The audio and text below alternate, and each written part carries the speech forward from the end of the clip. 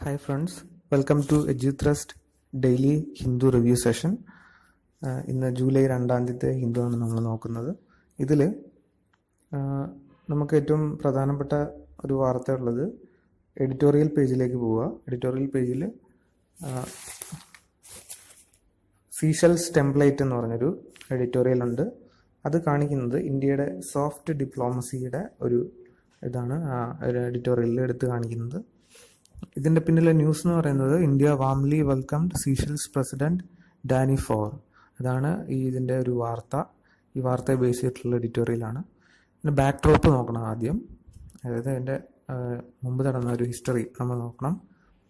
ഈ India Seychelles റിലേഷൻ്റെ ഒരു history എന്ന് പറയുന്ന ഒരു പ്രധാനപ്പെട്ട പോയിൻ്റാണ്. We had an agreement with Seychelles, an Assumption Island agreement in 2015 to build a naval base by India for a 30-year access.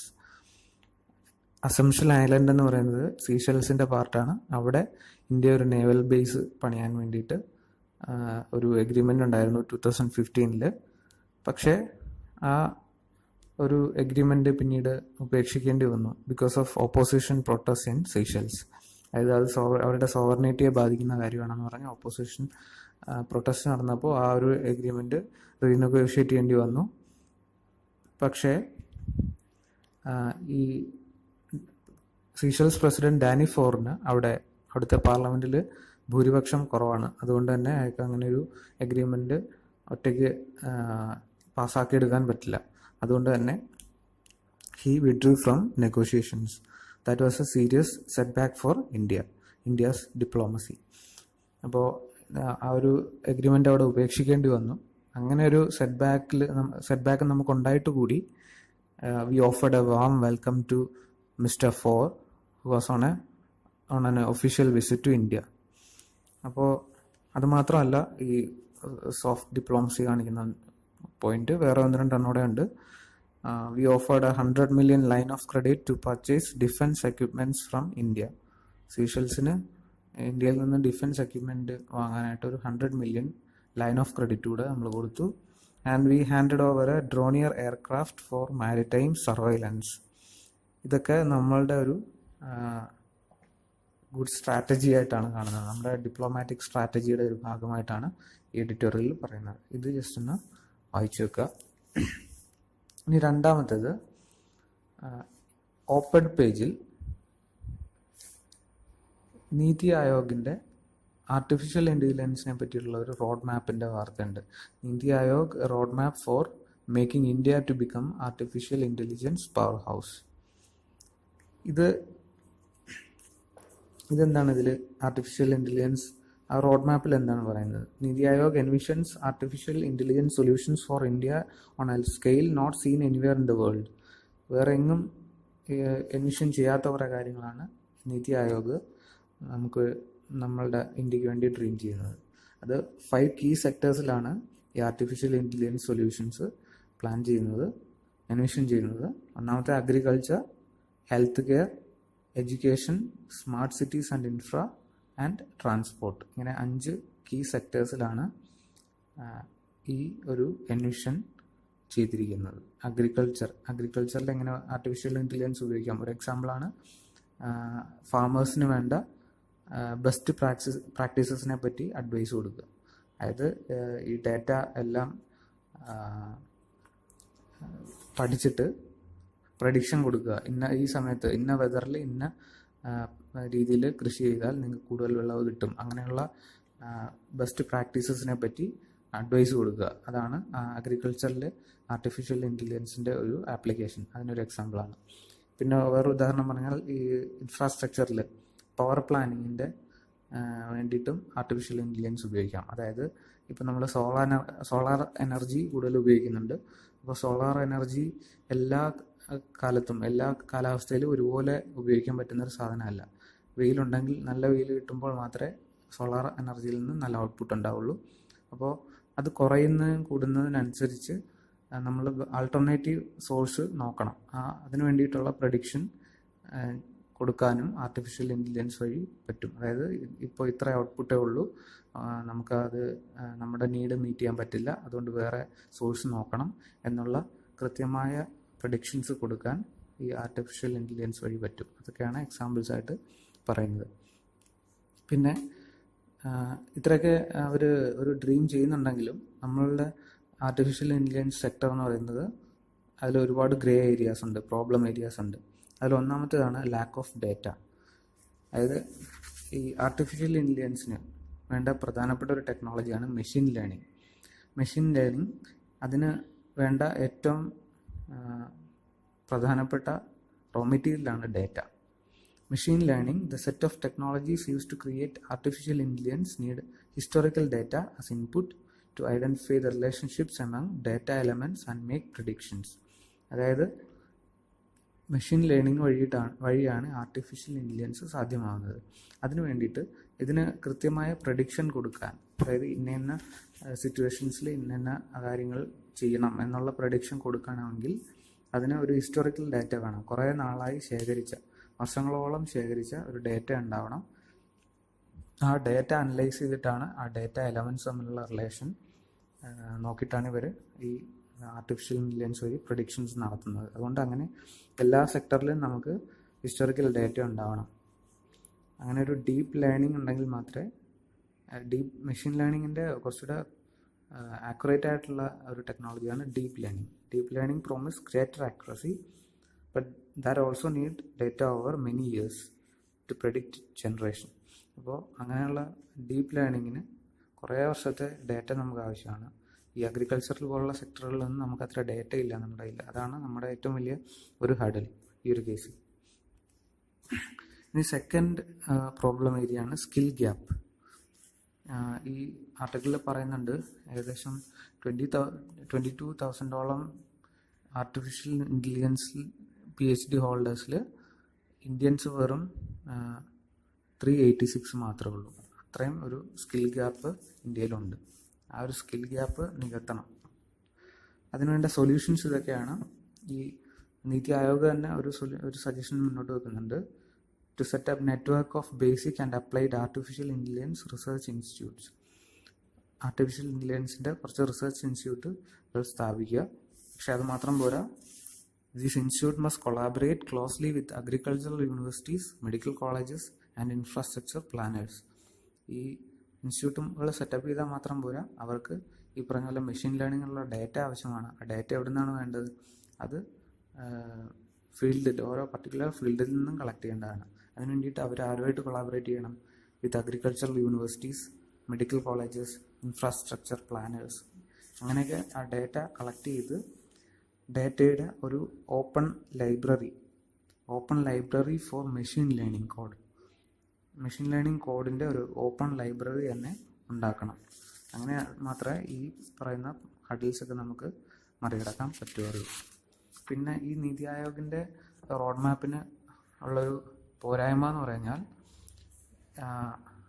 It mentions neither about funding nor about A dead line. ഇതിൽ എങ്ങനെ ഈ artificial intelligence research institute സ്ഥാപിക്കണം എന്നൊക്കെ പറയുന്നതല്ലാതെ അതിനുവേണ്ട ഫണ്ടിങ്ങിനെ പറ്റിയോ അത് എത്ര നാളിനുള്ളിൽ നമുക്കിതെല്ലാം അച്ചീവ് ചെയ്യണം എന്നോ ഒന്നും ഈ ഒരു റോഡ് മാപ്പിൽ പറയുന്നില്ല. അപ്പോൾ ഈ ഒരു എഡിറ്റോറിയൽ നിങ്ങൾ വായിച്ച് പോയിൻറ്റ്സ് നോട്ട് ചെയ്ത് വെക്കുക. നമുക്ക് മെയിൻസിനൊക്കെ ചിലപ്പോൾ ഉപകാരപ്പെട്ടേക്കാം. പിന്നീട് എഡിറ്റോറിയൽ പേജിൽ തന്നെ സ്പേസ് വാറിനെ പറ്റിയൊരു എഡിറ്റോറിയലുണ്ട്. അതിൽ ട്രംപിൻ്റെ ഒരു ഡിസിഷനെ പറ്റി പറയുന്നുണ്ട്. അതായത് US ഒരു സ്പേസ് കോപ്സ് സ്റ്റാർട്ട് ചെയ്യാൻ വേണ്ടിയിട്ട്, അതായത് ഒരു sixth branch of American armed forces, space force അല്ലെങ്കിൽ സ്പേസ് കോപ്സ് എന്ന് പറഞ്ഞ് പുതിയൊരു ഫോഴ്സ് സ്റ്റാർട്ട് ചെയ്യാൻ ട്രംപ് ഗവൺമെൻറ് തീരുമാനിച്ചിട്ടുണ്ട്. അപ്പോൾ അതൊരു സ്പേസ് വാറിന് ഭാവിയിൽ കാരണമായേക്കാം. അത് ജസ്റ്റ് ഒന്ന് ഓർത്ത് വെച്ചേക്കുക. അങ്ങനെ ഒരു കോൺസെപ്റ്റ് ഓർത്ത് വെച്ചേക്കുക. അല്ലാതെ അതിലൊന്നും നോട്ട് ചെയ്യാനില്ല. ഇത് രണ്ടുമാണ്. ഈ ആദ്യം പറഞ്ഞ സീഷെൽസിൻ്റെ കാര്യവും ആർട്ടിഫിഷ്യൽ ഇൻ്റലിജൻസുമാണ് നമുക്ക് ഇന്നത്തെ അതിൽ മെയിനായിട്ടുള്ള വാർത്തകൾ. പിന്നെ ഇതിൻ്റെ ഉള്ളിൽ ന്യൂസ് പേജിൽ 11th പേജിൽ 2-3 പോയിൻറ്റ്സ് ഉണ്ട്. ഒന്ന് അഗ്നി 5ൻ്റെ ഒരു വാർത്തയുണ്ട്. Agni 5 to be part of nuclear arsenal soon എന്ന് പറഞ്ഞിട്ടുള്ള വാർത്ത. അഗ്നി 5 ഒന്നും റീസെൻ്റ് ഡെവലപ്മെൻ്റ് അല്ല, പക്ഷേ അത് ഇതുവരെ ഇൻഡക്റ്റ് ചെയ്തിട്ടില്ല, ഫോഴ്സിന് കൈമാറിയിട്ടില്ല, ആർമിക്കൊന്നും കൈമാറിയിട്ടില്ല. ഇപ്പോഴും യൂസർ ട്രയൽ നടന്നുകൊണ്ടിരിക്കുകയാണ്. അപ്പോൾ അഗ്നി 5 അതുപോലെയുള്ള വാർത്തകൾ വന്നാൽ നോട്ട് ചെയ്ത് വെക്കുക. അഗ്നി സീരീസിനെ പറ്റി തന്നെ നിങ്ങളൊരു നോട്ട് പ്രിപ്പയർ ചെയ്ത് വെക്കുക. അഗ്നി സീരീസ് എന്ന് പറയുമ്പോൾ അഗ്നി 1, 2, 3, 4 and 5, പിന്നെ 6th ഡെവലപ്പ് ചെയ്യുന്നുണ്ടെന്ന് പറയുന്നുണ്ട്. അപ്പോൾ അതെല്ലാം എന്തിൻ്റെ ഭാഗമാണ്? Integrated guided missile development programme എന്ന് പറഞ്ഞ് 1982 സ്റ്റാർട്ട് ചെയ്ത ഒരു മിഷൻ്റെ ഭാഗമാണ് ഈ അഗ്നി സീരീസൊക്കെ, അഗ്നി പൃഥ്വി എന്നുള്ളതൊക്കെ. അതിനെപ്പറ്റി നിങ്ങൾ ഡേറ്റ കളക്ട് ചെയ്ത് വെക്കുക. അത് പ്രിലിമിനറിക്കോ അല്ലെങ്കിൽ അതുപോലെയുള്ള കോമ്പറ്റേറ്റീവ് എക്സാമുകൾക്കൊക്കെ നിങ്ങൾക്ക് പ്രയോജനപ്പെടും. ഫാക്ട്സ്. പിന്നെ അതിൻ്റെ താഴെ തന്നെ INS സഹ്യാദ്രിയെ പറ്റി ഒരു വാർത്തയുണ്ട്. അതിൽ യോഗ പ്രാക്ടീസ് ചെയ്തതിന് ഒരുപാട് പ്രൈസ് കിട്ടി എന്നൊക്കെ പറഞ്ഞിട്ട്. അത് വേറെ ഒന്നും ഓർത്ത് വെക്കണ്ട. INS സഹ്യാദ്രി എന്ന് പറഞ്ഞാൽ it's an indigenously built stealth frigate. അത് മാത്രം ജസ്റ്റ് ഒന്ന് നോട്ട് ചെയ്ത് വെക്കാം. പിന്നെ നാഗാസിൻ്റെ ഒരു വാർത്തയുണ്ട്. ജോയിൻ നാഗ ഏരിയാസ് NSCIM എന്ന് പറഞ്ഞിട്ടൊരു വാർത്തയുണ്ട്. ഈ എന്താ നാഗാസിൻ്റെ പ്രശ്നം എന്നുള്ളത് നിങ്ങൾ അത് സെർച്ച് ചെയ്ത് കണ്ടുപിടിക്കുക. രജിസ്റ്റർ ചെയ്യുന്നതിൻ്റെ നിങ്ങൾ നോട്ട് ചെയ്ത് വെക്കണം. നാഗാസിൻ്റെ പ്രശ്നം കഴിഞ്ഞ 21 വർഷത്തോളമായിട്ട് നെഗോഷിയേഷൻസ് നടന്നുകൊണ്ടിരിക്കുകയാണ്. അതിലെ ഒരു മെയിൻ പാർട്ടിയാണ് ആര്? NSCIM, Naga socialist national socialist council of Nagaland. ഈ IM എന്ന് പറഞ്ഞാൽ ഐസക് മുയിവ എന്ന് പറഞ്ഞ 2 ലീഡേഴ്സിൻ്റെ പേരാണ്. ഈ NSCIM ആണ് ഇപ്പോൾ ഇന്ത്യൻ ഗവൺമെൻറ്റുമായിട്ട് നെഗോഷിയേഷൻസ് നടത്തുന്നത്. ഇവരുടെ കൂടാതെ ഇതുപോലെ വേറൊരു പാർട്ടിയുണ്ട്, NSCN-K എന്ന് പറഞ്ഞ NSCN കെപ്ലാങ്. അവരാണ് ടെററിസ്റ്റ് ഔട്ട്ഫിറ്റ്. അവർ നെഗോഷിയേഷൻസിനില്ല, അവർ ടെററിസമാണ് അവരുടെ പ്രധാന മെത്തേഡ്. അപ്പോൾ നാഗാസിൻ്റെ പ്രശ്നം എന്താണെന്ന് നിങ്ങൾ കൂടുതൽ വായിച്ചു വെക്കുക.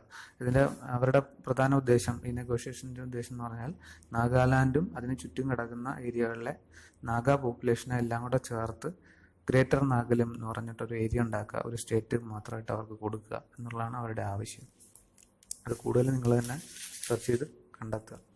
ഇത്രയാണ് ഇന്നത്തെ പത്രത്തിലെ പ്രധാനപ്പെട്ട വാർത്തകൾ. പിന്നെ ഒന്നുകൂടെ ഉണ്ട്, ലാസ്റ്റ് പേജിൽ ബയോപ്ലാസ്റ്റിക്കിനെ പറ്റി ഒരു വാർത്തയുണ്ട്. അതായത് ബയോപ്ലാസ്റ്റിക് എത്രത്തോളം നല്ലതാണോ എന്നുള്ളൊരു സംശയമാണ് ആ വാർത്തയിൽ പറയുന്നത്. അപ്പോൾ എന്താണ് ഈ ബയോപ്ലാസ്റ്റിക് എന്ന് പറഞ്ഞാൽ? Bioplastics are plastics derived from renewable biomass resources such as vegetable fats, oil, corn starch etcetera.